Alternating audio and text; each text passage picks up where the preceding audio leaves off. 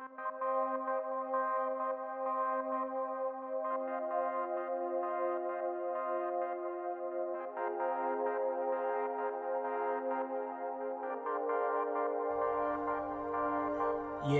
we bring reviews of your house. Talk to our dudes of your house. I bring my views of your house. Wrestling truths of your house. We talk to you in your house. We keeps it cool in your house. We keeps it cool in your house. I'm spitting truths in your house. Yes. Mark's hating on his fans. Becky Nish on the man. Play with two like a lions. Household a dangerous alliance. I am a nine like Cody. And I'm overcoming like Kobe. No, they cannot hold me. Come listen, I'm hosting, critiquing, I'm boasting. This wrestling I'm knowing.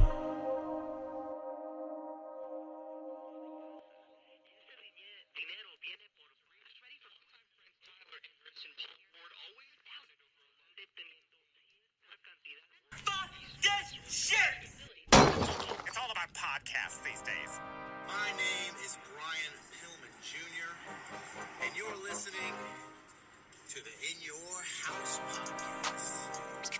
This is Austin Theory of Evolve, and you're listening to the In Your House podcast. This is AEW's Darby Allin, and you're listening to In Your House podcast. Welcome, ladies and gentlemen, to In Your House. Starring Alakan Howse and my dudes, Michael, Hutchison, and Dox. This is the People's Podcast. Haha. Hey guys, you already know who it is. It's your boys, Con, Hutch, and Dox, ready to get that work when it comes to this professional wrestling business. That is what we do, and hey, we love it. So let me let you guys know where you guys can listen to this at. You guys can listen to this at Apple Podcast, Spotify, Spreaker, Stitcher, iHeartRadio, Himalaya. Hey, you don't have an Apple device? That's alright. We're on Google Play. Anywhere that you guys are, we can get to you. And ooh, what time is it? Oh yes, last time that I checked, In Your House was the hottest professional wrestling podcast in the Midwest, because we giving you that work round the clock. You guys already know who it is. Hey, guys, I got my dudes in the building. Hutch and Dox, man. How you doing, fellas? I'm good, man. Happy Friday. I'm going to go ahead and say it. Usually I never say Happy Friday, but yeah, bro, this is a Happy Friday. I think you guys will actually be listening to this probably on Monday. Yeah, I'm thinking. Yep, Monday morning, 6 a.m., bro. So I guess may our Happy Friday vibes carry you through the doldrums of Monday, love that, as it were. Big facts. Take these Friday vibes and apply them to your Monday. Absolutely, because as of right now, in Hutch's realm, it is raining fucking diamonds. Because, ladies and gentlemen, we got golden tickets. Yes, we do. Yes, we do. And guys, we are not talking Jason Saint. We are talking about. Ooh, we got tickets to AEW. Dox, we got them, bro. We got him. We got the golden ticket, and I feel like Grandpa Joe about to do a little dance, even though I hate that motherfucker for being a lazy piece of shit and pretending not to be able to get up and get a job and pay bills for the last 20 fucking years. But anyway, we're going to AEW. Thank you. Dude, I hate Grandpa Joe so much. It hurts me physically. Guy. But, you know, it's not about Grandpa Joe. It's not about lazy fucking bed dwellers, but we are going to AEW. And even though I'm dead inside, it brought me to life like fucking Evanescence getting that message. I tell you what. Oh, man. I tell you, bro. I needed this so bad, fellas. I needed this bad, fellas. Woo. Oh, hell yeah. You know, I know you guys know, and I'm sure a lot of the followers here in the household know what's going on with me. So I'm not gonna darken up this this bright, shiny podcast with what I got going on, but because, man, we're going to AEW, and I could just say, boy, I needed this bad. I'm so excited. Yeah, it's going to be nice, man. And it's funny. I got to bring it up. I do got to bring it up, guys, because we did put it out there.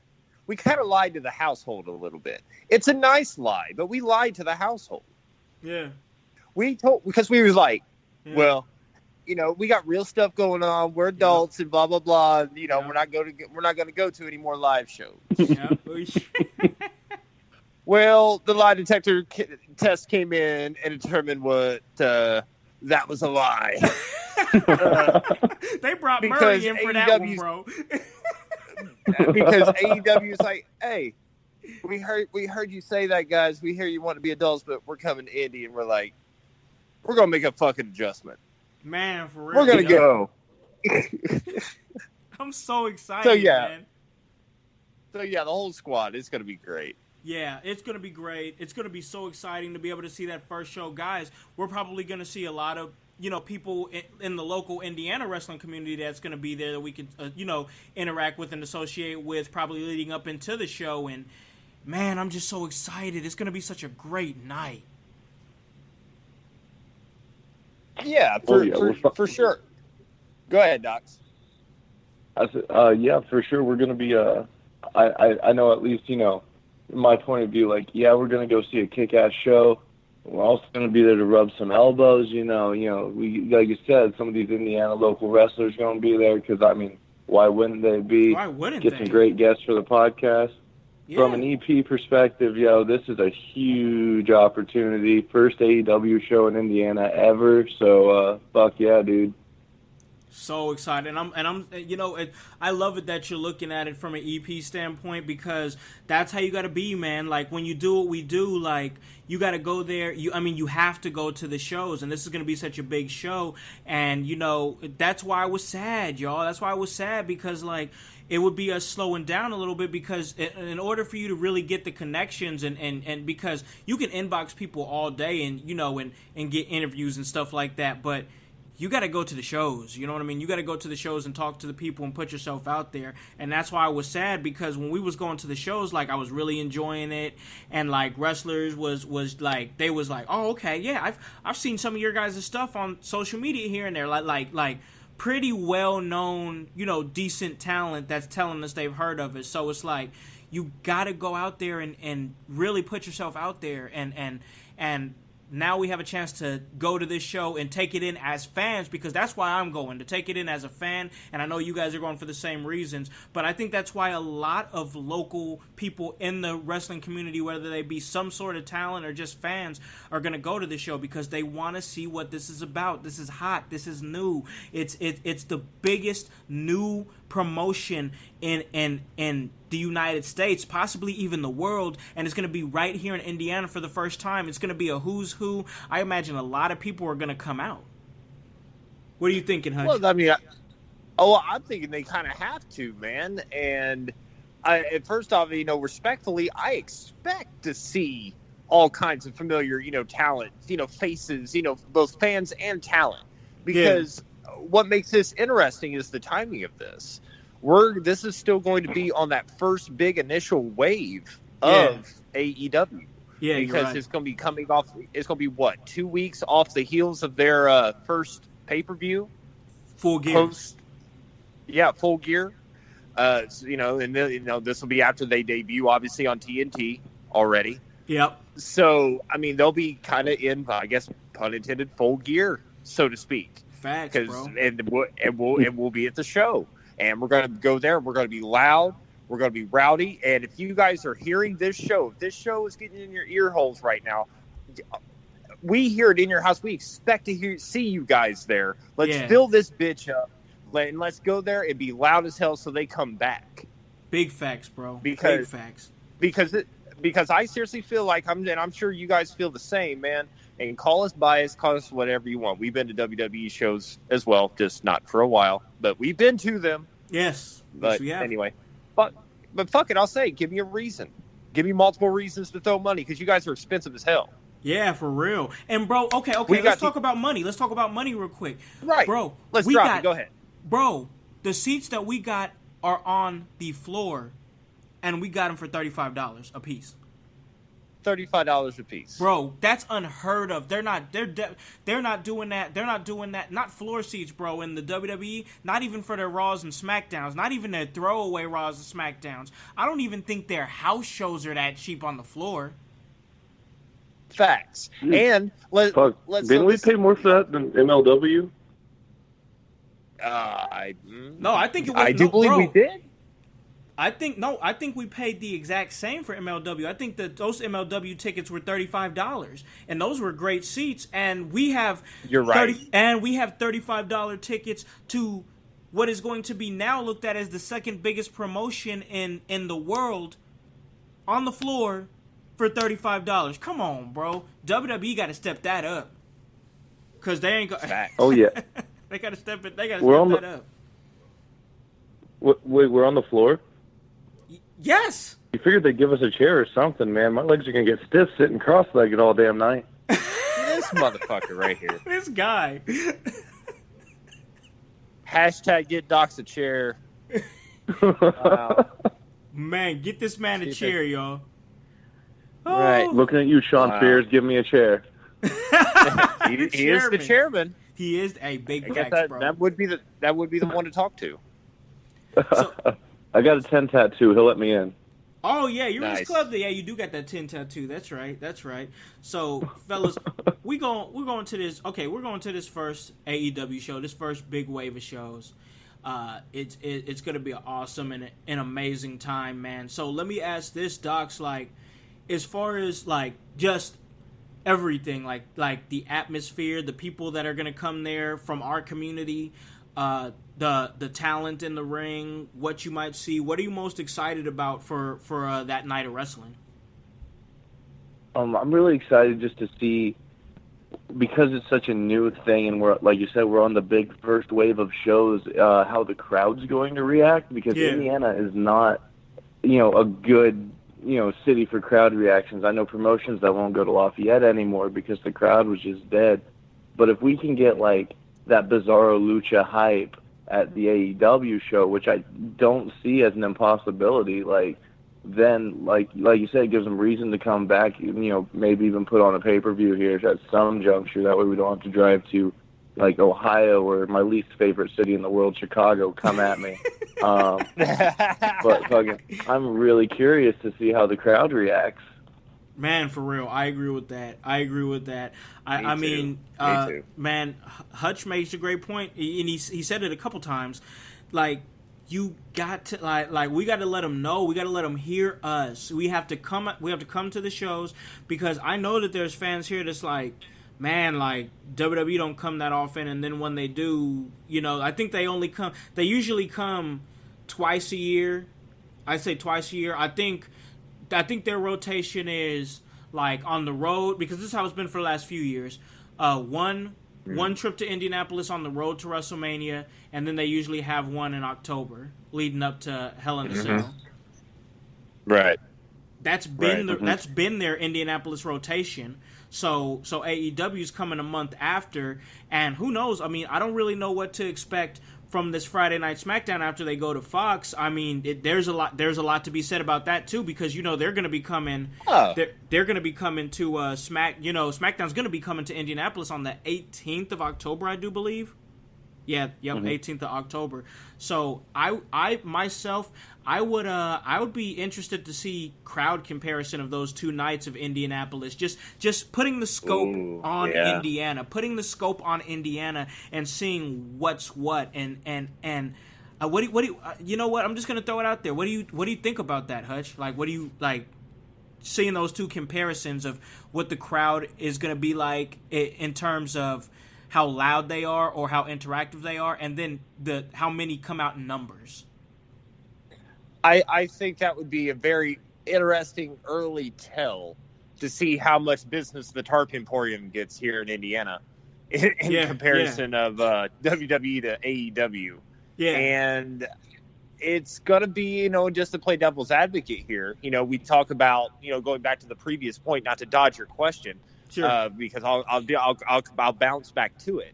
But to go back to what you previously said about making noise, to play devil's advocate, they are going to have to give us something to make noise about. Oh, that's thus true. far, Yeah. Thus far, they've done well. Yeah. Thus far, they've done exceptionally well. But now it's a different beast that they're fighting. They're doing weekly content. Yeah. Now they say they've got stories, and we're catching them on this initial wave, and I'm sure things will be fine. And I'm not trying to say that it's not going to work out. Yeah. I'm just saying that, again, they're going to have to give us something. Yeah. And from what I hear, just to be absolutely honest, we didn't get tickets at the time that they went to launch. Yeah. We got those later in the evening, so it's not like they're exactly selling like hotcakes right now. Right. Let's be absolutely unbiased Yes, here. we have. Not you're right. that I'm saying that we are. Right. And as far as I know, you can still get tickets. Yeah. It's still not sold out. And It's not sold we're out, recording this at 7:40 p.m. Friday night. Yep. That means they've been on sale for almost 8 hours. Yep. Right? Because they Yep. went on sale at noon. Yep, you are correct. Okay. And then we was able to procure 6 tickets on the floor. That was the last 6 at what time? Like a couple hours ago? Bro, this was at like 6 o'clock, I think. Okay, so I mean, there you go. Yeah. So I mean, that tells you. I mean, Indiana's not exactly the greatest of wrestling towns, or wrestling states, rather. In terms of overall, I mean, we're great in some ways, and we're in a niche kind of way. You know what I mean? I'm not trying to downplay what we are, because we are the greatest podcast in the Midwest, as we said. But you know what I mean? We're not that crowd. Yeah. And we need to be. Right. I think AEW could be that spark, is what I'm getting at. I'm hoping, but, bro. Yes, and to go back to your previous point about what's the comparison going to be, I would love to see it. I want to know numbers, numbers. Yep, I want to hear it too. I want to see the comparison of how they're reacting to the things that are happening on the show throughout the night, because you got to think, oh man, so I'm just kind of now that we're talking, the wheels are kind of turning, and it makes me think. Excuse me. It makes me think. This is going to be the Smackdown after the draft. Really? Oh shit! Yeah. Huh. Interesting. That's good. That should make for an interesting night in Indianapolis. Interesting. I'm looking at it from a very unbiased scope. That could really be a good show. That's a big draw, potentially, on paper. On paper. I see what you did there. Thank you. So, okay. Jesus. Okay, so it's coming right after. So, Dox, what do you think about that, man? Like, man, do you think that's going to play a big factor in getting the Indianapolis crowd to come out to the Smackdown event? I know this is about AEW, but now I'm kind of sparking and opening up the floodgates into a possible another conversation. Oh, yeah, like, with it being right after the draft, like, since, they're doing the big move from SmackDown to Fox, like, I know Fox is, a big company. They want these big names. That's why we're about to have Brock Lesnar as their fucking champion. But, like, if it's immediately after the draft, unless they do some stupid wild card shit again, then I could see a lot of big names going to SmackDown to be exclusive to Fox. Like, that depending on how the draft goes, it could really pull in SmackDown to be probably not just like the quote unquote, arbitrary flag bearer, show, but like it could legitimately be a good product depending on how well the chemistry of the roster they wind up with is. Yeah. My wheels are turning, y'all. My wheels are turning because now we have SmackDown that's going to be on Fox. That's going to be their, man. Is that their third show on Fox? I do believe so. Yeah. Wow, both Indianapolis shows are gonna have heavy feels to them as far as a freshening up. I mean, it'll be a freshening up for SmackDown, but this is a brand new thing for AEW, guys. this wrestling is looking amazing going into 2020, y'all, for real. Stacked. It's stacked. Oh my gosh. Oh yeah, it's definitely a great time to be a wrestling fan. As long as you're not one of those people who's on, team 1 or team 2, like as long as you're there to, appreciate what we get, like it's a damn good time to be a fan. I mean, man, even the war that you see in the comments is as toxic as it can be. It's nostalgic too. Like, it's. Go ahead, Hutch. What's funny? Oh, well, I was just gonna say, like you said in the comments, it is funny to watch. It is entertaining, and what's funny to think about is think if social media was around during the Attitude Era, and during the Monday Night Wars, you would have had the exact same thing, and that's what's funny because there was always that divide. Bro. Yeah, I would not have been born. Well, facts. Well, don't let facts get away with a good story, man. And he's putting our ages out there, bro. He's putting our ages out there like that. Like, I guess so. Damn. I guess I know the ingredients to dirt. Like, holy shit.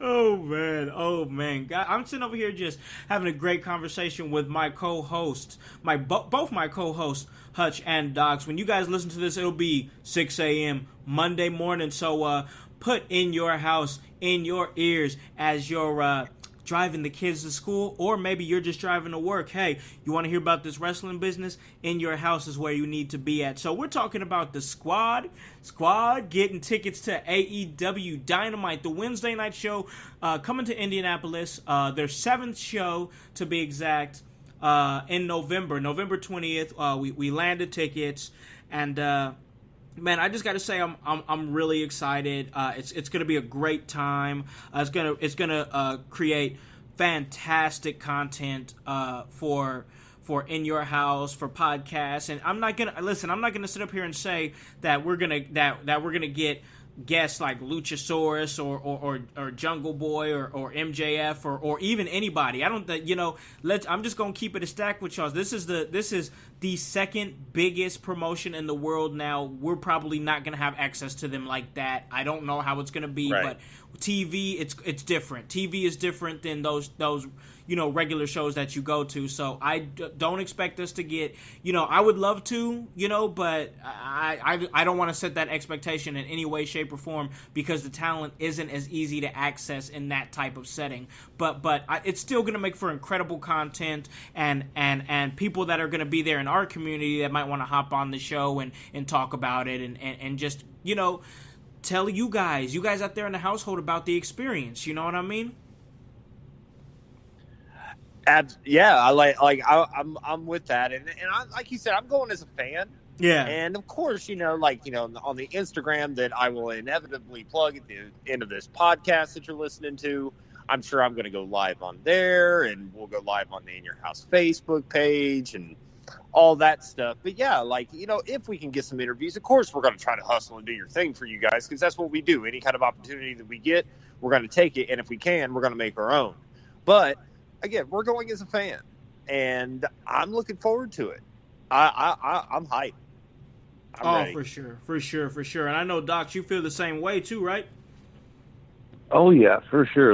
It's nice to have these dream expectations of being able to go to the show and rub elbows with Cody Rhodes or Uncle Mox, shit like that. But realistically, we are going as fans. Yeah, we're going to be doing our social media, like Hutch said, and try to get all these local wrestlers and stuff. But we can't get our expectations too high because we are realists at the end of the day. And what's important is we're going to go see a kick-ass show.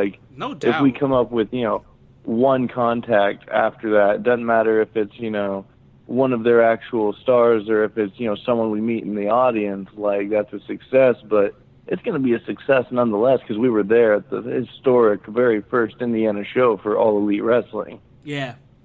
Oh yeah. There you go.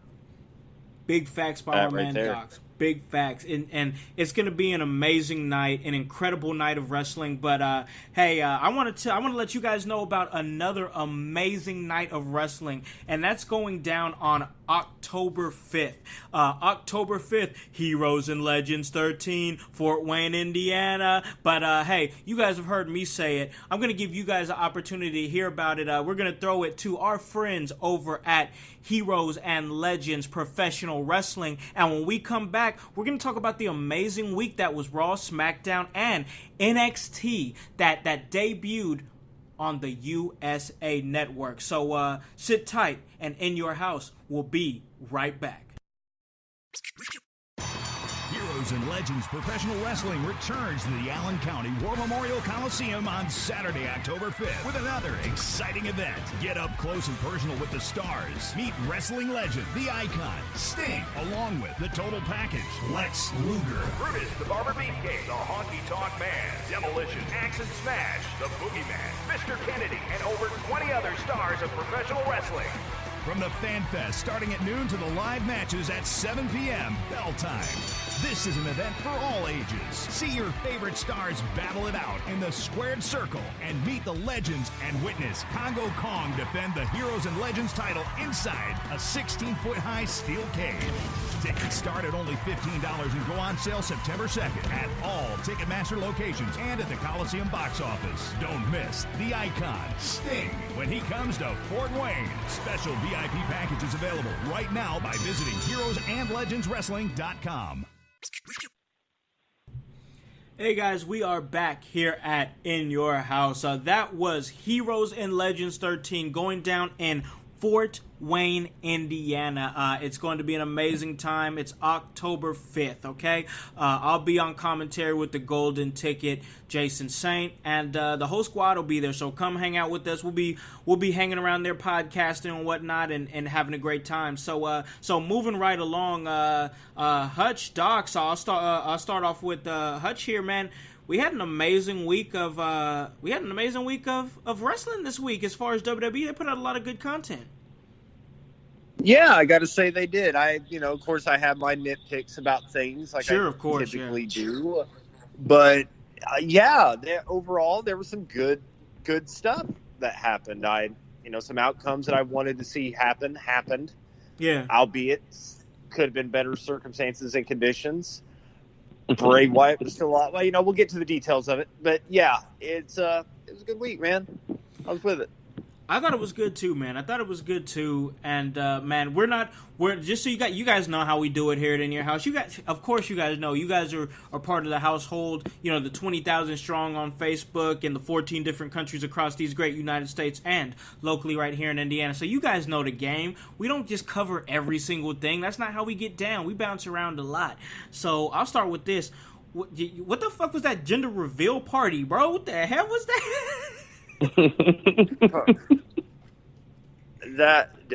That's just your WWE fuckery right there, man. I don't know. I don't know. It spiraled out of control so fast. Yeah, it did. Like the best thing that happened out of all this was to hear Corey Graves refer to Mike Kanellis as a beta cuck. How does he get away with saying the things he says? I don't know, but I love it. Me too. I really do. I think Vince likes him. Yeah, I think so too. You don't get away with saying that. You don't get away with saying holy shit on TV without Vince liking you a little bit. Oh, right. Yeah. Man, okay. I got to say this. I got to bring it down a little bit, man, because I'm sad to say this, man. As of right now, I'm not with the Street Profits no more, man. They ain't done nothing in the ring. Get in the ring. They jumped a shark, man. It's I don't need you guys yelling, narrating stuff. Like some of the stuff that they say is funny. Yeah, I like them. Yeah, I like them. Yeah, I like them too. But this is just it's getting to be grating at this point. Like I'm just like, like you said, they need to do something. Like, where are you going with this? Man, they keep saying that they want all the smoke, but you're not going for any smoke. They haven't stepped in the ring in weeks and weeks and weeks. Right, and kind of what I'm thinking that they may have done is they brought them on because they're still the NXT Tag Champs, right? Nope, not anymore. Or no, wait, no, not anymore. They lost them. Yeah, that's right. They lost them all because Adam Cole and the rest of them's got all the titles now, don't they? Undisputed. NXT is completely and totally undisputed. We'll get to that. Well, I'm not going to dispute that. All right. But yeah, so now what? Yeah, I guess you're right. Like, what the hell are they doing? Quit yelling at us. Man. Yeah, I need to quit yelling at us. What do you think, Dox? I think they straight up just because they've got reverse Uha Nation syndrome right now, or Smiley Face Nation, or Apollo Crews, whatever the hell you want to call him. Right. Where he's had all this time to show off his athletic ability and his in-ring skills, but he has no personality. The Street Profits on the main roster have been all personality and no smoke. So you can't have one without the other and expect us to care.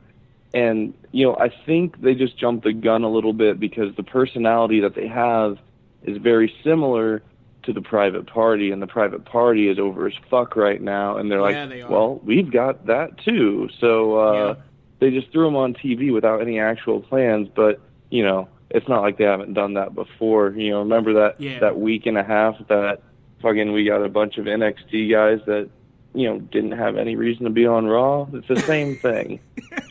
Like, they're just there to be. True. I mean, and trust me, I've go back and listen to the old episodes, you guys. I have sung the praises of Montez Ford. I think he's amazing. I think that he's got a larger than life personality, and so I understand why they're putting him on TV, because they jump off the screen, especially Montez. But man, Dox just said it. If you're talking about coming for the smoke, you got to come for the smoke in the ring. This is professional wrestling. Like, are you wrestlers, or are you like the narrators of the show? Because I need to know.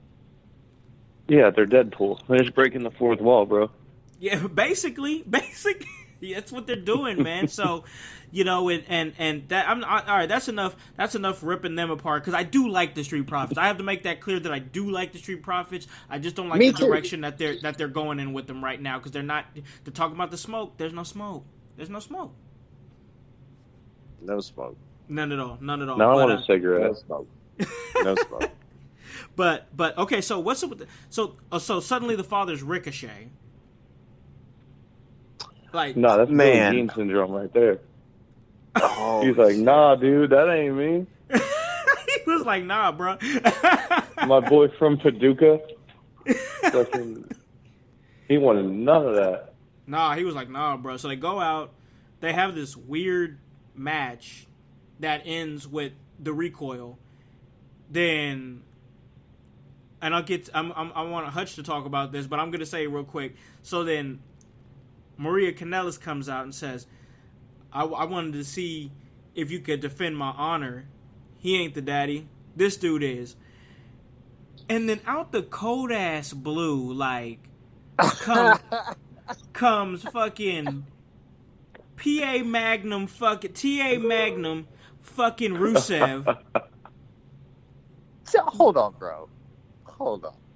That ain't no TA Magnum shit. Oh, like Freddie Mercury got stung by a fucking bee coming out there and talking about that shit. Mine. I think Ruru looks delightful. I mean, and me and Miss Fabulosity, we was talking about this. He looks to be in incredible shape. I mean, he looks like he's like chiseled right now, more chiseled than he's ever been. But he comes out and the crowd is just like, what? Dead. They're dead. They're like not knowing what's going. My first thing that came to my mind is, well, what does Lana think about all this? Like, where's Lana? Like, what the hell? Like, what was you thinking when you saw that, Hutch? I'm thinking if Mari Provich doesn't end up in the storyline somewhere, like overseeing all this, I'm going to be very disappointed. Man, for I'm real. thinking, how about this? He's Lana tweeted about it, by the way. Here we go. Conspiracy Theory Jones. You ready? You guys ready for this shit? Okay. Here Get the it is. tinfoil. Here we go. Tinfoil hats on. Here we go. Ride with me. Maria Kanellis is carrying Lana and Rusev's baby. Because Lana does what on Instagram all the time? She posts pictures of herself and all that shit, right? Yeah. She ain't trying to mess up her body like that having a kid. Maria's already had one. Oh. So they worked out some kind of deal. Oh. It's actually Lana and Rusev's baby.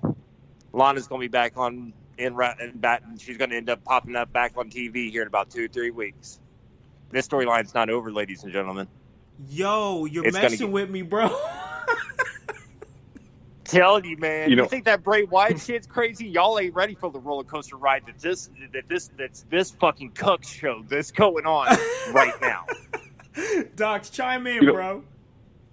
Yo, I know that we say that, pro wrestling is like a male soap opera with a preposterous amount of testosterone, #preposterone. But, like, if they give me that stand through the hourglass, so are the days of our lives bullshit, I am going to be so pissed. If they bring in a surrogate mother storyline in my professional wrestling, I am going to bitch about it online. Hold on, bro. It's not the first time it's happened. That's what I'm saying, man. That's what I'm saying. Shit, bro. It's believable, and that's why I hate it so fucking much. No, my thought is she brought out Ruru as the father. Yeah. But that's the swerve right there. Rusev did not get Maria pregnant. His mustache did. He looked at that beautiful, beautiful mustache and was instantly impregnated. Ronda Rousey's having trouble on her pregnation vacation. She just needs to pull up Ruru's Instagram and boom, problem solved.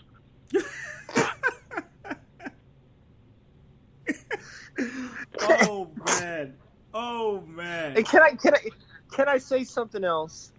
What's that? No. Mike, shut up, Docs. Shut up. Mike Kanellis' cuck face made me sad. #cuck face. You guys remember, 4 years ago when the Miracle Mike Bennett was one of the hottest stars in Ring of Honor and New Japan and all that shit with the Kingdom? And now look at him now. Man. Beta Cuck Jones. I hope he's getting paid good money. Because, damn. He better be getting John Cena money the way they're fucking treating him, man. Man, for real. This dude, I remember how legit he was. That's not to say that he can't wrestle. It's just the shit that they're doing with him is insane. And he's, down for it. And I don't know. Who's writing this shit? The only reason that Cody Rhodes wrestled a match in fucking TNA or Impact or what the fuck ever was so that he could cross Mike Bennett off his list. He was that fucking good. He was that big of a star. And now he's called a beta cuck by my hero Corey Graves on commentary. Oh my god. The mighty have fallen, yo. Man, the mighty have fallen for real. That's nuts. That's crazy as hell. So moving right along, Hutch, we saw your man, The Fiend, and Bray Wyatt featured prominently throughout the night. What was you thinking about that? Just absolute gold. Just a masterpiece. And I gotta say, I've heard I've seen a few people bury this, but personally, I loved it. The end. That last shot of The Fiend hovering over Seth Rollins. Oh, when he was in the corner? Yeah. And Rollins doing that thing, kind of closing his eyes, kind of hoping that it would disappear, but he opened his eyes and the fear's still there. I fucking dug that. And, and that's not even getting into the whole thing that Kane, was involved and The Fiend took out Kane. I got stuff to talk about with you on that. Yeah. Do you want to talk about that now, or do you want to put go a ahead pin and in that and bring it back up? We'll yeah. Get to that. But yeah, just everything they've done, just the lead up to it. We wondered going into this, can they make this Firefly Funhouse thing worked live. Yeah. They did. They have. This works. This is and they just need to stay the fucking course with it. Because it's brilliant. It's like I love the what was it, the Wall of Friendship? Yeah. Is that what he called it? I think that's what it was. Where he had everybody taken out. Yes, everybody discussed him, bro. But here's a question, though. Here's a question. Another little conspiracy theory, just something to think about. Uh-huh. Everybody that was on that wall was somebody that Bray Wyatt, or the Fiend rather, has taken out, right? Yeah. Who else's picture was on that wall? I'm trying to remember. I know he had just put up Seth. And look, he put up Seth in the middle and had everybody else, Jerry and everybody else. Yeah. But in the upper left-hand corner was a picture Sister of Abigail? Abigail. Sister Abigail.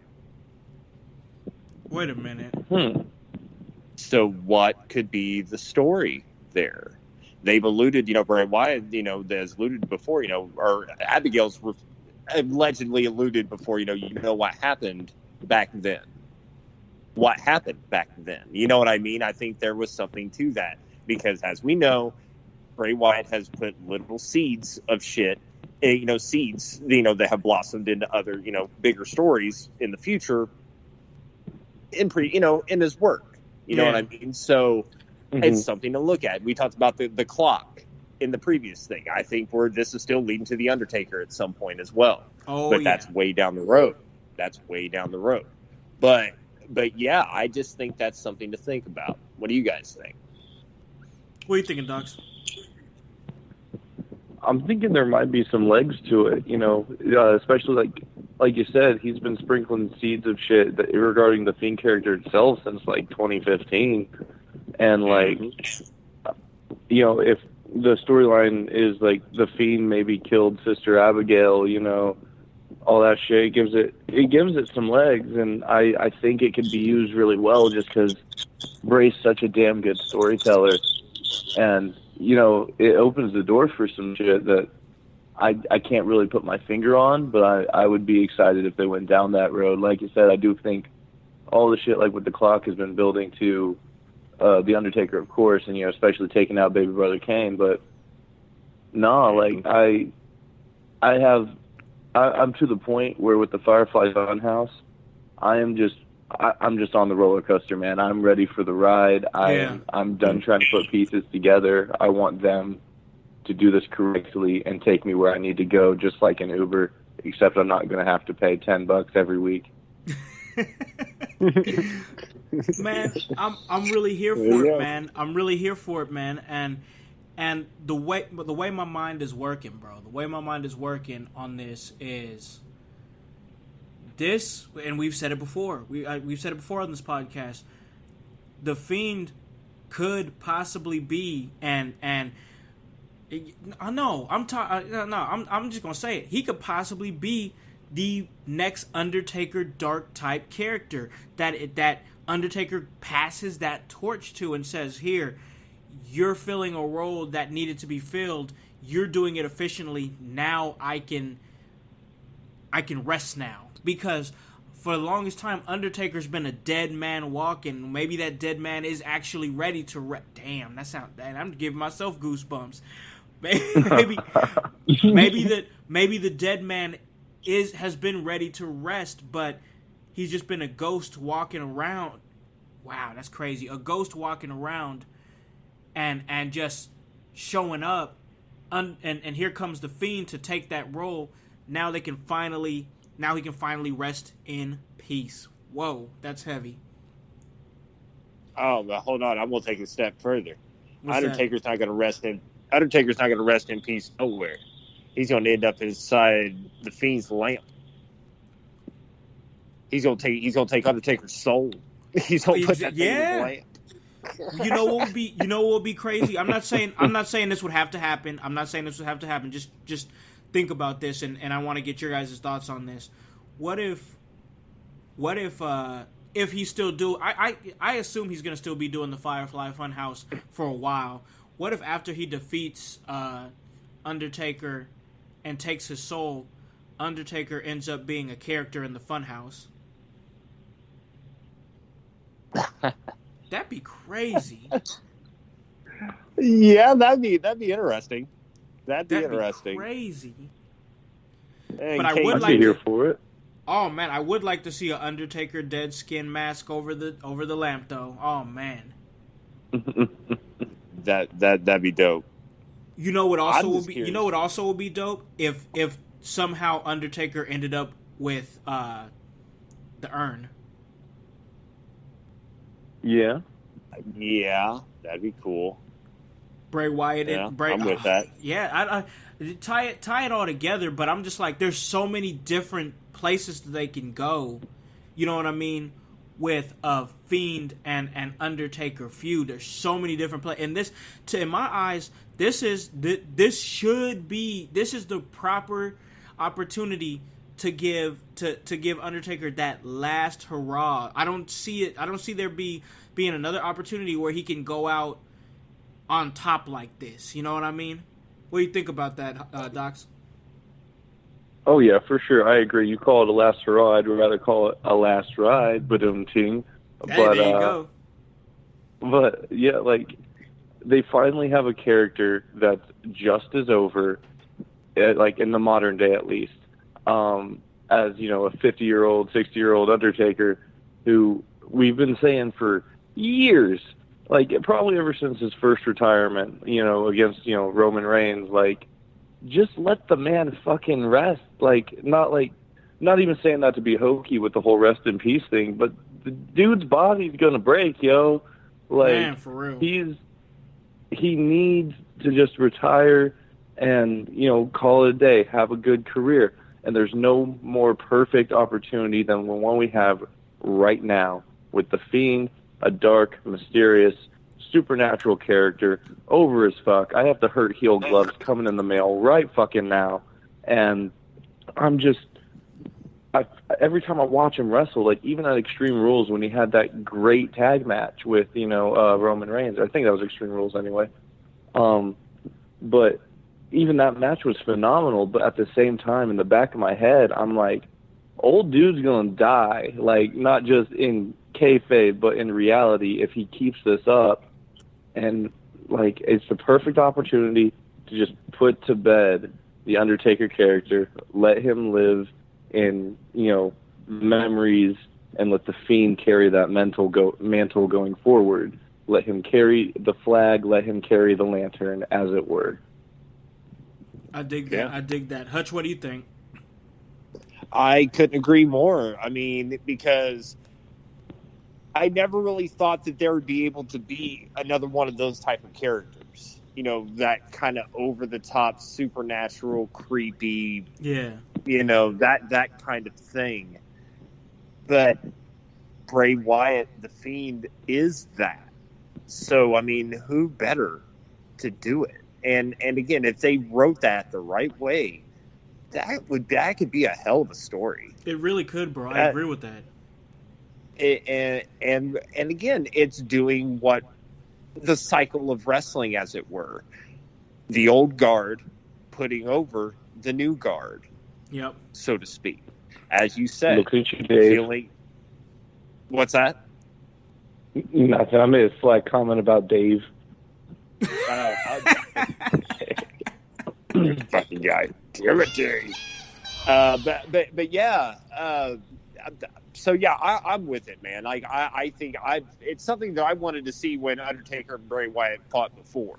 Yeah. But now I'm kind of glad it didn't happen back then, because now it seems right. Yeah. Because Bray Wyatt seems to be. Bray Wyatt's exactly where he needs to be right now. Yep. And I would be lying if I said I wasn't a little bit worried with this whole the Universal title being in the picture. Because at this point, does Bray Wyatt really need it? No. No, he doesn't. But because I mean, Bray Wyatt, I mean, he's over as fuck regardless of that. But he could bring some, you know, legitimacy to it if they done it the right way, to the title itself. I mean, if they do it the right way, and you know, I guess we're just gonna take a wait and see approach. But thus far, man, I'm with it, and it's got me ready to tune in next week to see what else Bray Wyatt does. Yes, man. Absolutely. Absolutely. He's absolutely killing it, taking advantage of the opportunity in this top spot. And WWE is doing the right thing by putting him out there. Like, I know some people see my biggest fear, and we're not going to we're going to move on to the next thing because I want to talk about the King of the Ring finals, but I'm concerned for the Bray Wyatt thing because fans turn, bro. Fans turn, and now that he's getting more than one segment on the show, people are going to say, oh, well, now we're seeing too much of him, and I'm just so worried about how fickle the fans are, you know? I think Bray can manage that. I think he can too, but I'm not going to lie and say I'm not concerned because I'm concerned about that. I think he can deal with it, but I'm saying I don't trust the fickleness of the common fan. That's true. We've been hurt before. Yeah. Yep, it's not always WWE's fault, guys. It's not always WWE's fault. Sometimes you guys turn and you guys kill people's push. So, hey. If you guys take this away from me, I will find each and every one of your houses individually, kill your dog, feed it to you, and then murder everyone that you love, will love, have loved, and put you 6 feet in the ground right after I watch you wallow in your own self-pity after I skin your fucking mother and wear as an overcoat. I swear, if you ruin the Fiend for me, I will find you. Well, there you go. Okay. So don't do that. Well, he's just being facetious. He's just, that's just Dox being Dox. It's just words. I think he's really crazy. I think he's really crazy, too. I don't think so, but my paperwork says differently. Oh, well, there we go.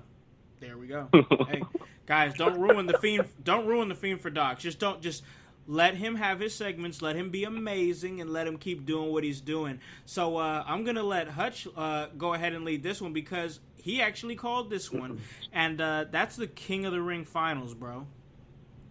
I called it a little bit late. I should have hitched my wagon to this horse right out of the gate because, man, the writing really was on the wall immediately. But regardless, all hail our king, King Corbin. Oh, yes. Yes. I mean, I don't give a damn if they got the crown from Party City.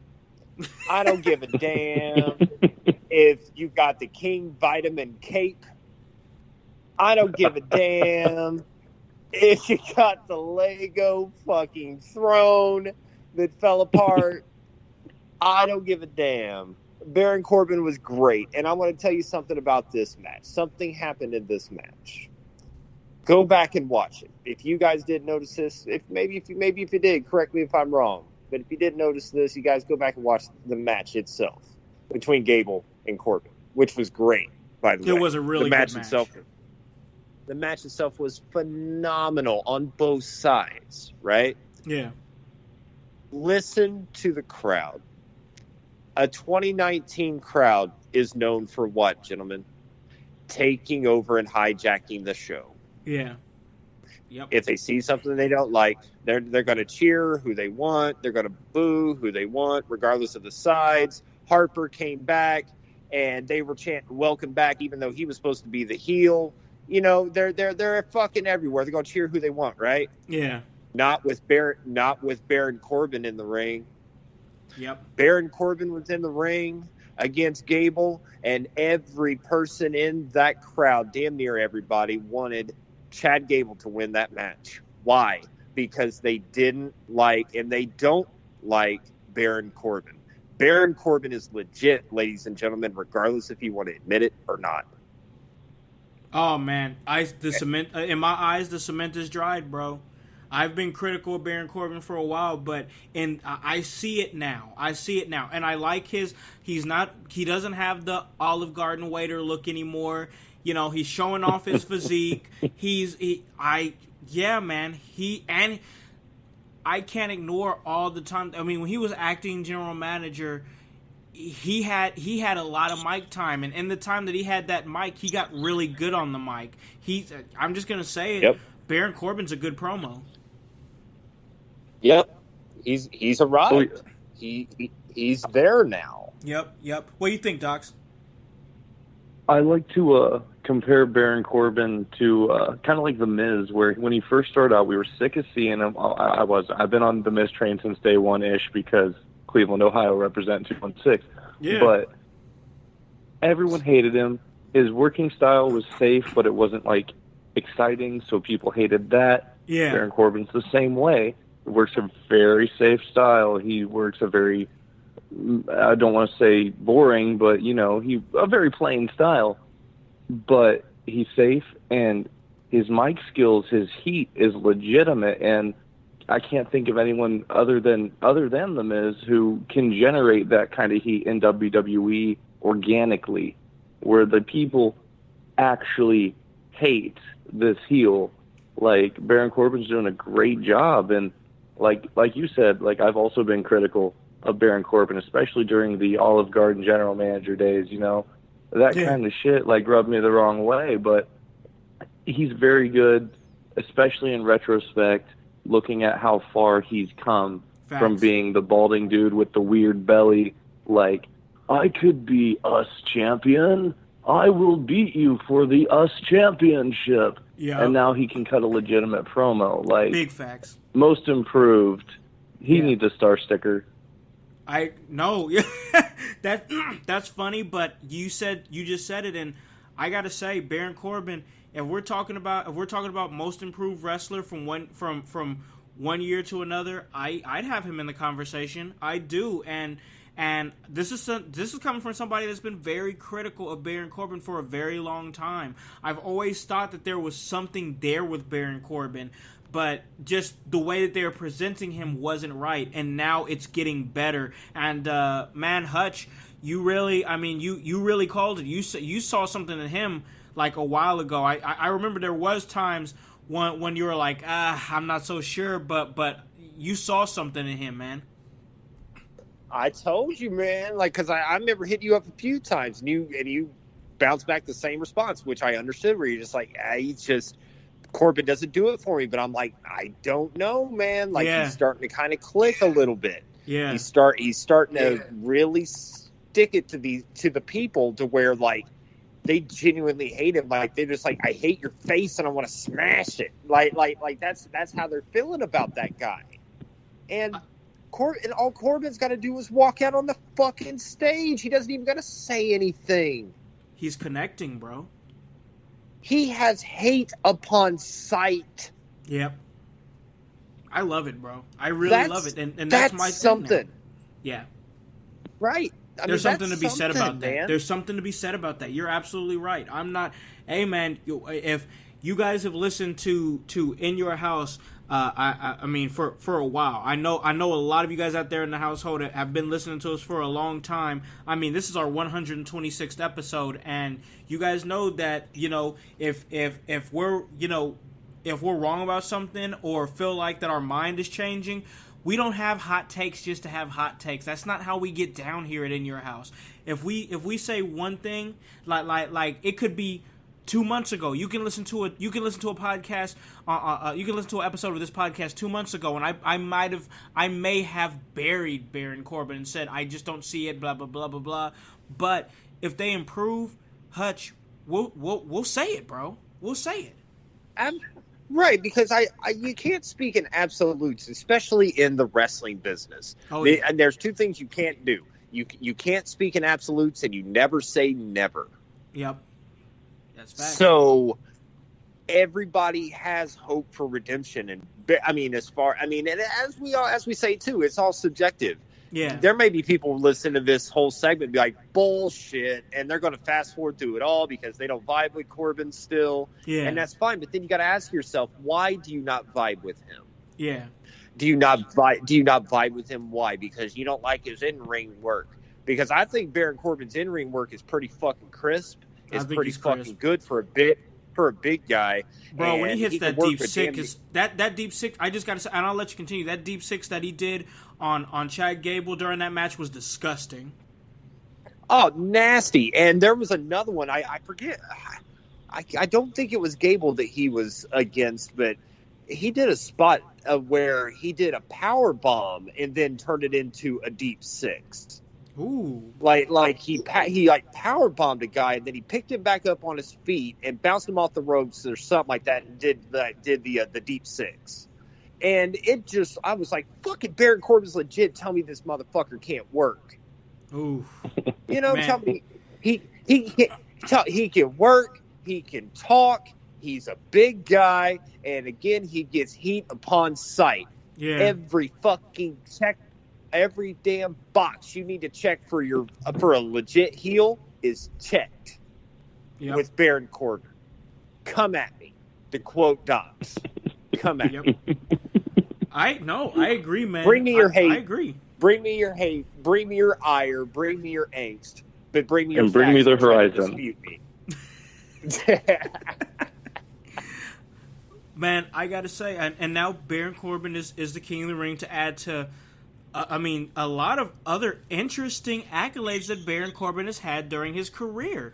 I mean, he's a former United States champion, former acting general manager, king of the ring. He was the constable for a while. I mean, he's had some really interesting accolades throughout his career. He pushed the most breadsticks in his district of the Olive Garden. He did big things. Oh man, oh man. Yeah, he was there at Olive Garden. He was there with you remember that meme with him? Him and Lacey Evans like walking after a match, and it said something like, when the Olive Garden manager and the waitress come from having an affair in the closet or something like that. It's exactly what it looks like, though. It did, bro. It really did. Oh man. You're gonna have Virgil over there at OG's talking about fuck money and right, fuck money. He gonna be like, hey Baron, bring me the meat sauce over here. Come on. Y'all know Virgil loves over here, dry as fuck. Oh shit. Oh man. So Baron Corbin is the king, and I gotta say this, and I'll leave it at that, and then we'll talk a little bit about SmackDown. I honestly think Gable got over in the loss. Yeah, it still bugs me what they're doing with Gable, though, man. As I've said before, I'm tired of the short jokes and all that shit with him, and his boo-hoo face. No, I understand that, but like they actually did what I said that they should do during that match. Like I said it on one of the latest episodes, I talked about. They need to have him to where he's kicking ass and chopping him down to his size, and that's exactly what they did during that match when Chad Gable, I think, kicked Baron Corbin in the leg and dropped him down to his knees, and he was like, "You're my size now," and I was like, that is what he needs to be if they're gonna do this. Facts. He just needs more intensity, though. Yeah, more intense for sure. Sure. Like I said, he has those Kurt Angle qualities, but he doesn't have that one eye, and that's intensity. Right. There it is. It takes three eyes, and he's missing that one. Yeah, he's coming up short in that. What the fuck up? You get off, bro. Get the fuck out. All right, I unsubscribed from the podcast now. I quit my job. All right, okay. Find a new EP. That pun just fucked me over. I'm done. I gotta retire. I think we lost a star. I think we lost a star. Dox, tell me a lie fucking... and say that you won't go. I can't. But no, hashtag Shorty G definitely got over for me in this match, yo. Like, and if nothing else, like you said, I am sick of the short jokes with him, but like he can go, man. Like, and this is something we all knew, but he really had a chance to shine in this match. And you said something about his boohoo face, but like his facial expressions are like bar none right now when it comes to like his selling, and the only thing he needs, like you said, is the intensity. But if Chad Gable, decides he wants to stop wrestling, he's one of those wrestlers who I could see, jumping over to Hollywood, like, even without being a big star first, like The Rock or John Cena, because that man has fucking facial expressions for days. Like, he give him a little bit more character work than, hey, I'm not, tall, and he could be, main eventing in, a year, 2 years' time. I really like Chad Gable. I really do. I get intense Kurt Angle vibes off of him. He's excellent in the ring. There's still some more things they need to do with him, but I mean, the fact that he was there in the finals, that's got to count for something. You know what I mean? Yeah, For I sure. would Like, say so. Yeah. Like, it shows they got some kind of faith in him. Yeah, for sure. And you were going to say something, Hutch? Yeah, I mean, and that's exactly kind of what I was going to say, too. I mean, it shows that they believed in him. And there was a good underdog. You could tell they were trying to go with the underdog story. Yeah. Everybody was picking on him. You had Mega Next, Shane McMahon making jokes on him. You had everybody making jokes on him, right? Yeah. So then, and just to kind of reiterate what Doc said, Doc's brought up a very good point about Chad Gable, and I hope I didn't come off sounding like I was undercutting him in that. And I know that's not what Doc's meant.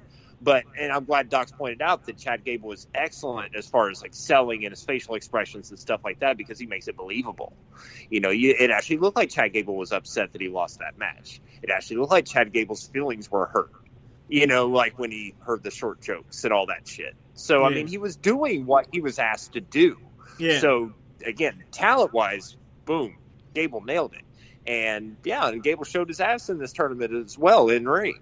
I mean, with every single match he had. So, but again, here we are. So it's all about follow-up, though. What do they do with him? I don't think it's over, obviously, because they kind of did the thing on Smackdown. Yeah, they where did. The crown from the Dollar Tree got stepped on. Man, that is a bad crown. That was awful. That was a pretty bad crown. Yeah. But that's a perfect segue into SmackDown, man. And we're not going to go too much into it because we still got to talk a little NXT. But a couple things I want to talk about is the first thing is, man, Brock Lesnar showed up on SmackDown. When was the last time he was on SmackDown, bro? Y'all mad. Man, everybody's mad. They're so salty, bro. They're so salty. Everybody's mad. Can I talk about this for a second? Please go ahead. Docs, is it okay if I talk about this for a second? I'm going to talk about this for a second. All right. Gentlemen, guys, household, marks, internet, listen. Brock Lesnar is legitimate. Brock Lesnar is a draw. Yep. SmackDown is going on Fox. Fox loves the UFC. Brock Lesnar is a former UFC champion. Yep. Why in the fuck wouldn't they put the title on Brock Lesnar for Fox? It just makes sense. Yep. No arguments, bro. So, 100%. Rest in peace, Kofi Kingston. You had a hell of a run. It was an incredible and run. You're gonna put up a hell of a fight on that episode of SmackDown. But let's be real. Brock Lesnar is legit, whether you want to accept it or not. That's all I had to say. There it is, bro. There it is right there. And you're not going to hear me. Listen, man. You're not going to hear me complain about it. I was on that Kofi ride, and I still love Kofi Kingston. I do. But love as soon as I saw Brock Lesnar show up on SmackDown, I can't even remember the last time he was on SmackDown. He's always just been on Raw. But after I saw him on SmackDown, I was like, that's it. That's it for Kofi. That's it for his reign. He's going to fall back into the New Day thing after this is over. But it was an incredible title reign. It is, man. It is what it is. They got through the Randy Orton callback of the stupid thing, and they stretched that out a little bit further than probably what they needed to, but it worked. And now here comes Brock Lesnar. They're going to Fox. This is their debut on Fox when they're having this match. Listen, man. There's too many heavy hitters on SmackDown right now for Kofi Kingston to be a believable WWE champion. There, I said it. Facts. There it is. And to quote our boy Taz, well, here comes the pain. Yeah. Yep. You quote Taz way too much for not wanting to die. It's true. It's true. I guess I am tempting fate a little bit, but it applies. It does. Applies here. It does. And Taz is the man. I love Taz. Love Taz. I love Taz too. Please don't kill me. Man, for real. I need my co-host, man. I need him to stay here. So please don't kill him, all right? But man, I gotta say, when I saw Brock Lesnar show up on SmackDown and I realized that it was over for Kofi, he backed his. I like what they're doing. He's going. Listen, man. They're letting Kofi exit his title reign as a fighting champion. I'm okay with it. I am really, really okay with it. It's going to be a good end to a good reign, and there's not going to be any shame on Kofi Kingston's end for losing to somebody that is legitimate and is, for the most part, unstoppable. So, Dox, what are you thinking about Brock Lesnar showing up on SmackDown Live? Like you said, the second that fucking music hit, like you just get that feeling, like Kofi, like you're my boy, but rest in peace, bro. Yeah. Yep.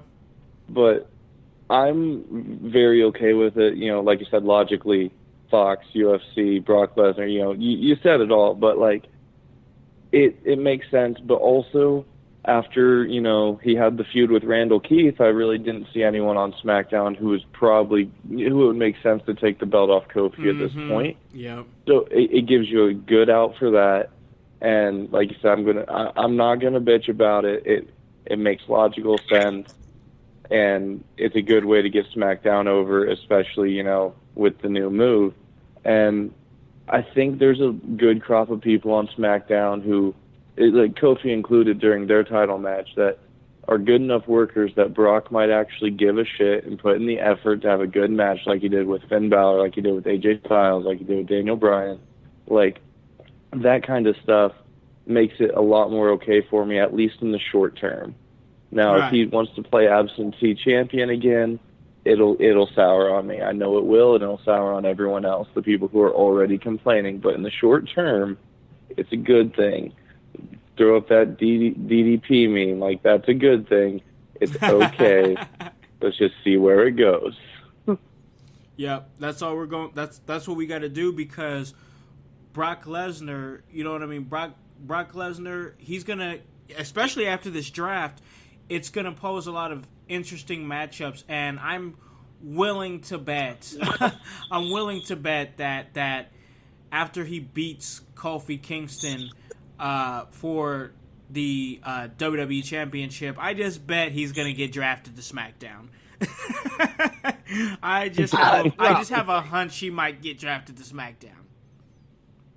Yeah, probably. There's a good chance there. Good chance. Oh yeah. So that's I mean, it's interesting. Brock's coming out. That's what I feel like. I'm gonna say it. It's gonna be the end of Kofi Kingston's title reign. Nothing to be ashamed of. It was amazing. Another thing I want to talk about is this Kevin Owens Shane McMahon thing has took an interesting turn. Hutch, what were you thinking about that? Yeah, a little bit. I'm really still not too invested in this. Like, I'm just kind of like whatever. I guess because I'm taking a wait and see approach before I give my final judgment on it. Yeah, I'm not going to say that. I'm not going to stick my neck out there and say that I love it.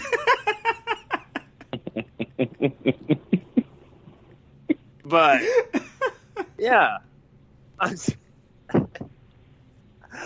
just going to see where it goes, man, because Kevin Owens is entertaining, and he really is. Yes, Shane can be too in the right situation, but man, this has been going on for a while. It really has. I'm all for a long burn, as you know, because we always complain about short-term stories that don't last and all that stuff, but there's also stories that kind of go on too long unnecessarily too. Yeah. And it's kind of teetering on that with me at this point. I think Kevin Owens is going to end up on NXT before it's said and done. I think so too. But, I've heard rumors of that, but yeah. But I don't know. But it's just go somewhere with it, wrap it up, so Kevin Owens can go do something else.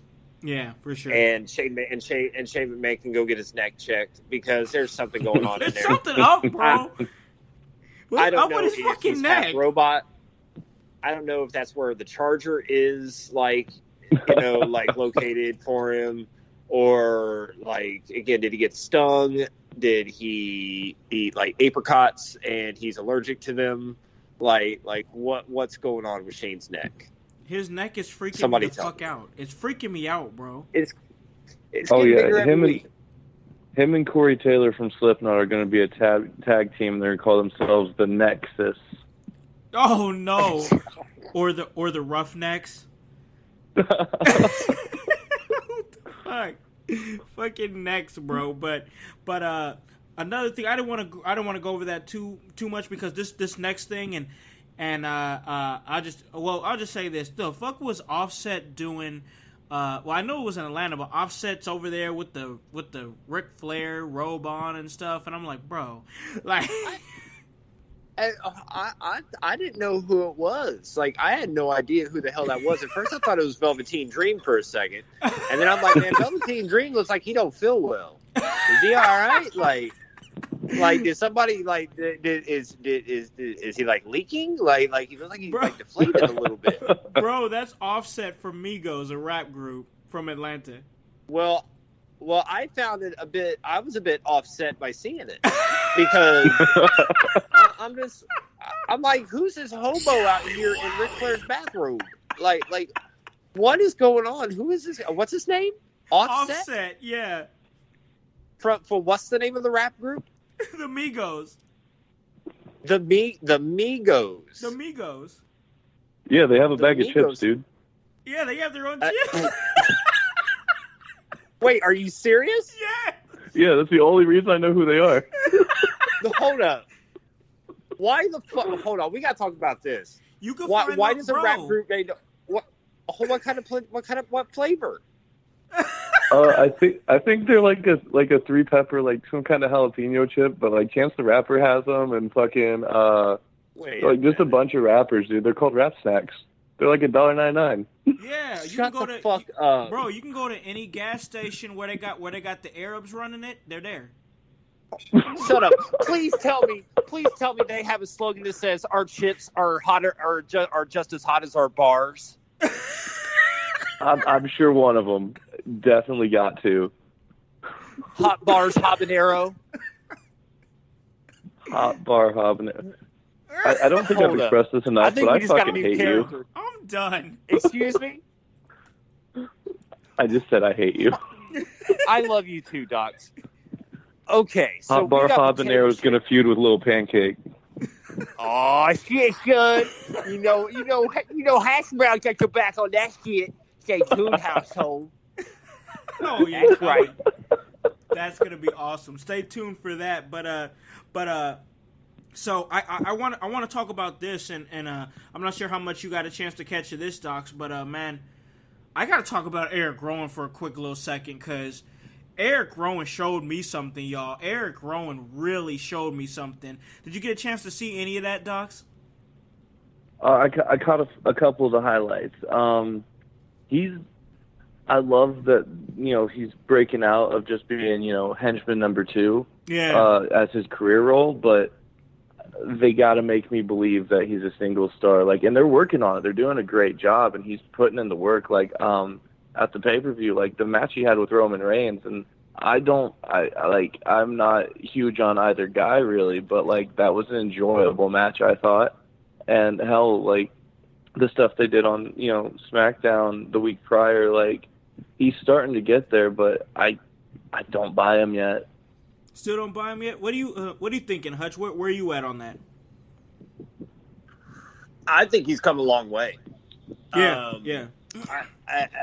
As Doc said, it's good to see that he's not the henchman number 2, so to speak.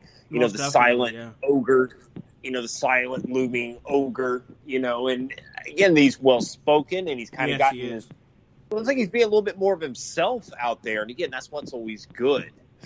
And it's interesting that they paired him back up with Harper again. Harper, who's got the Legends contract at this point, because again, the man's got 137 years on his contract. He's never leaving. So, but they both look like they're in great shape, and I hope they can stay injury free. And I think they should still run them solo. I'm not sure if I think I said that on here before. But I think you want to run them together, like still make it to where they're boys and everything, but don't necessarily run them as a tag team all the time. Because I think they both could have legit singles runs if they worked them right. Oh yeah, I agree with that. But I love the sit down interview that Rowan did with Cole. Oh yes, that was good. Did you see that? I did see that. I thought that was good. Like, that was dope. I really like that. I think that was probably one of the best things vocally that I've seen Rowan do. And that showed me right there. I'm like, that dude's got it. That dude, give him the right kind of material, and you could do something with that guy. So I'm curious to see, and I think they see something in him too, because look at the time that they're giving him. Yeah, they're giving him plenty of time and plenty of opportunity. So yeah, like I said, I'm with it. I dig what they're doing with him, and I'm looking forward to more. Yeah, I definitely agree with that. And I'm thinking they're giving him more mic time. He's saying things like that he's not going to be disrespected. He's totally kicked Daniel Bryan to the curb.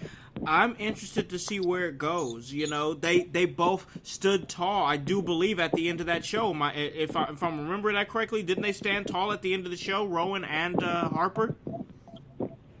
Yeah, I do believe so. That's an interesting sign in my eyes. That's an interesting sign. Very telling. Oh, yeah, it's very telling, and time will tell what happens with that. And the last thing we want to talk about before we call this a really great episode, and I know myself and Hutch, we have some mixed feelings on this, and that's NXT's debut on the USA Network. I thought it was a good first hour, but man, what is it that they're doing where they moved the second hour to the WWE Network? Like, I didn't even realize they were doing that until the day of. Yeah, I didn't hear that, and from what I hear, that's a temporary thing. Okay. That is only going to be something that is, I believe, in October. That's when they're going to go like legit 2 hours on USA, so on and so forth. I didn't go over to the network. Me neither. No. But I had another nitpick about this. Before I even say anything on that, I will say that NXT drew good numbers. I'm not sure if you heard what the ratings were. I didn't. I just kind of glazed over the numbers, but I heard that it was pretty good. They pulled like 1.1 million. Did they? Which is really good. For if you ask me, for a start, and we'll see what AEW does, on their debut show. But that being said, I kind of had some complaints. Okay. If you were the casual viewer, right, and you were flipping through, and you're like, "Hey, wow, what the hell is this? There's wrestling on Wednesday nights. What the hell is this?" Yeah. Who did they walk away knowing? You didn't see any vignettes. No, you didn't see any backstage promos. You didn't get to see who the fuck any of these people were. Yeah. So what did they give you on their introductory show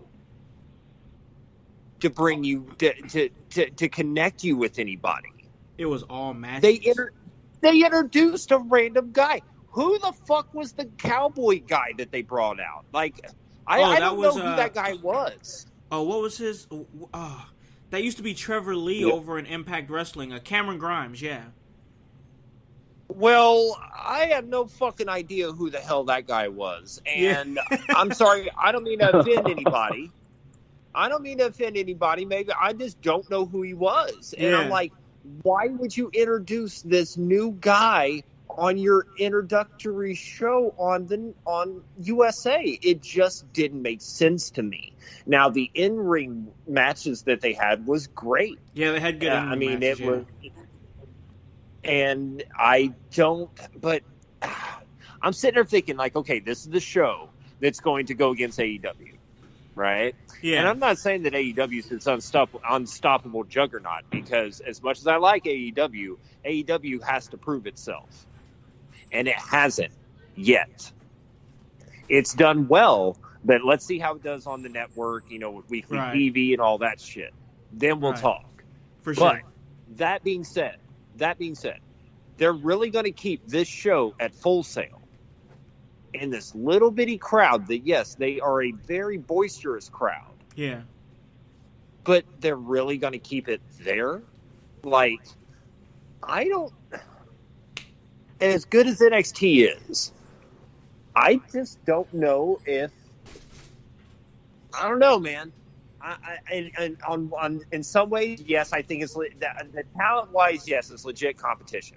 Yeah, but I think staying in Full Sail is going to hold them back a little bit, because you're going to see AEW doing some unique shit. I think, as far as their presentations and various arenas and shit that they go to, because I bet you start seeing shows that are outside. They may do their own variation of doing the biker shit that they used to do in WCW. Remember that shit? Oh, yeah, I do remember that. Wild, the fuck that was. Yep. You know, who's to say they made that? Right. Well, do your history, man. Come on. Get on the YouTubes. I'm aware of it. I just wasn't there. Right. But yeah, man. But then it's like y'all are just chilling at Full Sail. Right. With these crowds that kind of go into same visuals. Yeah, same place. Yeah, same visuals, same place, which is a cool place, but it's like, I don't know. It's going to be interesting to see. But regardless, they pulled good numbers. That's 1.1 million people. But again, I ask, what did you do to bring in the casual fan who just might have been clicking through? Because I dare you to find me a fan. Find me somebody who doesn't watch WWE, that doesn't watch Raw, that doesn't watch SmackDown, that watch that NXT show, and it drew them in, and they're going to come back next week. You ain't going to be able to find that person. Everybody that watched that NXT show has watched NXT before. Facts. That's facts, bro. You're not lying there. And I really thought that that co-main event is what I call it, since it was the main event for USA. I thought it was really good, but man, I've watched it. I'll say this. I've watched NXT forever. While they were still doing the merger between FCW and NXT when they were becoming that.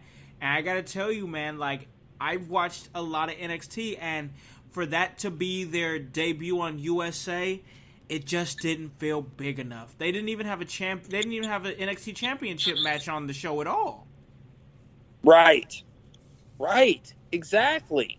That's where I'm at, dude. Like, it just, because like I'm sitting there, and maybe they're waiting until when AEW starts. Yeah. To really kick it into high gear, so to speak. Yeah. But I'm like, why would you do that then? Like, why would you not lay the groundwork now and then build for something big to happen on that show to guarantee those 1 point whatever million people that you already have there? Push it heavily on TV, do your marketing and stuff to try to pull in more people. And, isn't that the point? Yeah. Isn't that what you're trying to do? Yeah. Like, I know I'm just a mark, man. I don't know what the fuck I'm talking about. I don't have any degrees or anything, but it just makes sense. And I'm sorry, it just seemed like as great of a roster as NXT is, it felt like a somewhat lackluster show. It did. I agree for a with that. debut show. Yep, I agree with that. I do, man. I do. I don't see a dispute there. So let me go around and ask you guys this before because I want to wrap this up. It's Friday night and I want to chill with the family a little bit. But I want to go around and ask this first, Hutch, and then we'll go to Dox. So what are you watching? What are you watching on October 2nd? Starting with Hutch, are you gonna watch Dynamite or are you watching NXT? I'm watching Dynamite. Okay. I'm watching what I feel like is going to be an alternative. Yeah. I love it, but that's not to say that I'm not going to watch NXT because I like it. I like the talent on NXT. Undisputed Era is the shit, and the fact that they have all the titles and all that shit, like I'm cool with that. Like I'm with it, and and Matt Riddle's on there, and I'm a huge mark for Matt Riddle. Yeah, and everything that he does, I believe that he's having did he have the street fight with Killian Dane yet, or is that next week? That was I think they did that on the second hour. Did they do it on the second hour? Okay, well I may have to go back and watch that then because I plan on going back and watching it at some point. That. Yeah, but yeah, man. It was I'm going to go with AEW because again, they're the alternative right now, and it's not because I'm biased. I want it all to be good. Yeah. I hope this, because again, I don't see NXT staying at Full Sail. I think eventually they're going to get the fuck out of there, and they're going to start touring that bitch all the way across, all across the country and potentially the world, just like they do the other brands, because that's how they're trying to present it now as a legit brand. Yeah. But did you guys see what Kenny Omega said? Yeah. His little promo he cut on him. Yeah. Did you see that, or did you hear about that, Con? I heard about it, but haven't seen it yet. I've only seen things here and there. Yeah, he said something along the lines of basically, you guys got developmental talent. We have stars here. Wow. And what is basically just kind of paraphrasing is kind of the gist of what he was saying. And there's some people that's kind of healing on Kenny Omega for saying that. They're like, oh, the more I hear him talk, the more I don't like him. Oh yeah, I've heard that too. Yeah. I'm like, why? But then like, oh, but you talk shit about Seth Rollins, when he talks about having money, and all this shit, and it's like, look, man, look. This is just what's going to happen. This is an inevitability at this point. You're going to have talent taking jabs at each other. It's going to happen. But Kenny Omega is the shit, and I don't care what anybody says. That's the point that I'm getting at. Fucking, I'm biased against Kenny Omega. Kenny Omega's the shit. Come at me. Yep. I'm here for it. I still like Kenny, and I understand what he's doing. So, Dox, what are you thinking, man? What are you watching October 2nd? You watching Dynamite or you watching NXT? Oh, I've already got the management at Buffalo Wild Wings to put AEW on the big screen on Wednesday night. But really? There it is. I know where I'm at, and it's like you said. I'm trying to be as neutral as possible, But the only thing that impressed me on NXT's, big debut on USA was, the women's match, because Candice LeRae is a fucking amazing ass worker. Yeah. Oh yeah. But she is. Aside from that, like you said, it fell flat for me, and I get, when they said they're staying in Full Sail, make it the new, pretty much that ECW arena kind of feel where it's the same loyals showing up, but it's just not going to work with the TV setting. And yeah. I will say the promo that Kenny Omega cut on NXT's debut did feel very workish to me. It felt more like he was trying to parody Seth Rollins' cadence when he cuts promos, to be 100% honest, because it didn't sound like Kenny Omega talking. It didn't sound like Kenny Omega cutting a promo. It sounded like, something I'd see on Raw. So I think he's just kind of taking the piss out of him a little bit, but I saw that, Chris Dijak, what's his new name?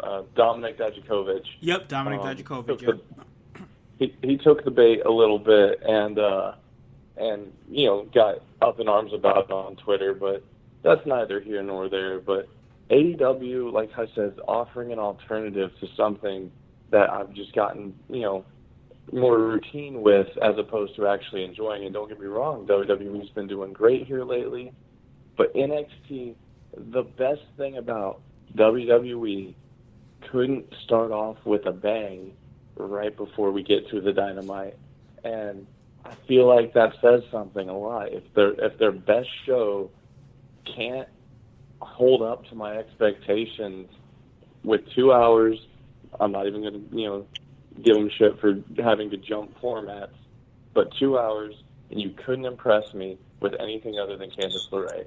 Like, you got to step up your game, and I think they will. It's just not how you start things off.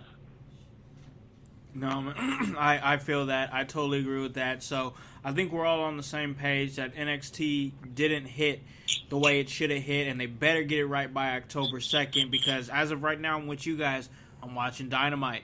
And I think this episode was Dynamite. I think it went really well, and I'm excited about everything that's going on for In Your House. We're reformatting some things. That's going to be coming soon to you guys. We're taking necessary steps. I'll tell you guys a little bit more about it. But as of right now, Dox, it's your floor, man, to plug anything that you want to plug. Go ahead and plug away, my friend. Ladies and gentlemen, boys and girls, Riddle Club and household alike, it's your boy, the Cleveland Street Rat, the lowlife Dox, coming at you from In Your House.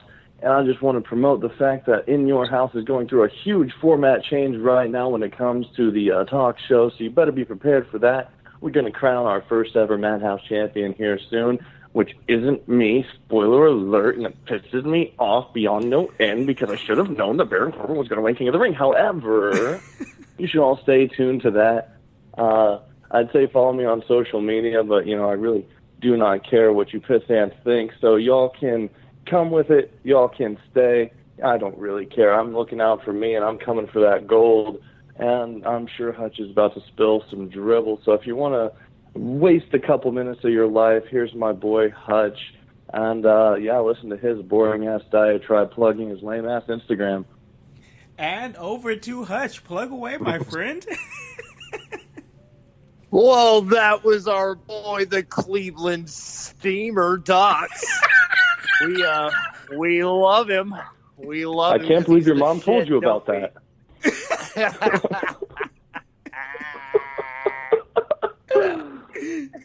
Anyway, you guys can follow me on the social medias. That one that I neglect yet. I'm still starting to gain followers on it. Maybe not. Maybe if I just don't ever tweet, then that's how I gain followers. I don't know, but we're just going to see how that goes. I'm up to 22 on the Twitter. So you can follow me on said Twitter at Hutch IYH. Give me a follow. And on the Instagram, where I'm up to 65 sippers of the Kool-Aid on the Instagram now. Hey, that Instagram is moving, bro. Man, it's doing shit. It's still silliness, but it's my silliness, and I love it, and I love you guys for following me. And speaking of which, give me a follow on said Instagram, and it's at Hutch In Your House, and I spelled just like the show. And you know what I always say here, regardless of what you cheer, what you boo, be it and what you're going to watch on October 2nd. Be it WWE, NXT, AEW, New Japan, Ring of Honor, doesn't matter. We are wrestling. We are Legion. We are one. Thank you very much for listening. Have a great Monday, and enjoy the rest of your week. Peace. Absolutely. And this is usually the time where I do the close and Hutch kind of lets me do my thing. But Hutch, we got to tell him real quick about our new podcast coming up. We are working on a very new podcast. It's called The Experience Joint, where you gain experience points and we help you level up in the world of gaming. We're actually recording our first episode this Sunday, man, and I'm pretty excited about it, and I feel like you are too, man. Yeah, man, I got to say, it's the other aspect of my nerddom, because if there's anything that I love just as much, if not more, than professional wrestling, I'll say just as much, but in a different way, is video games. Video games is something that's been a part of my life since as long as I can remember. Yeah. And it's going to be great to actually have a platform to talk about it, and we already have a crowd to present it to, and you guys. So I hope you guys join us and jumping over. And don't think that just because we're doing this, that the In Your House thing is going to stop. Absolutely not. Again, this brand is eternal. Yeah, we're just going to branch out We want to entertain you guys in various facets of media, be it video games, be it wrestling. Hell, we may eventually start talking about movies and shit at some point. It could happen. Who knows? We may dabble with conspiracy theories. Who knows? So, I mean, you guys just stay tuned. But regardless of all that, yeah, I'm very much looking forward to this video game podcast that we're doing. So, hope you guys join us. Absolutely. Come and join us. It's going to be part of the Household Entertainment Podcast Network that we're putting together. This will be the third podcast that we're working on, and I'm really, really excited. And, man, this right here was an exciting episode. I think it really went well, and I had a blast talking to my co-host, as I always do, because you already know what we do here at In Your House. We put in now work. So let you guys know where you guys can listen to this at. You guys can listen to this at Apple Podcasts, Spotify, Spreaker, Stitcher, iHeartRadio, Himalaya. Hey, you don't have an Apple device? That's all right. We're on Google Play. Anywhere that you guys are, we can get to you.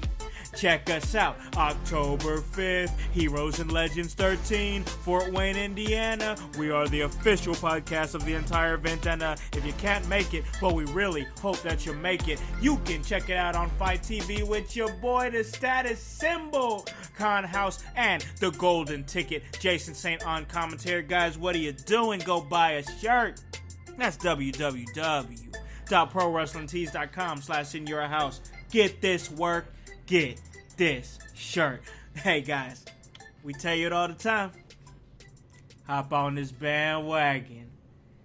Get on or get gone.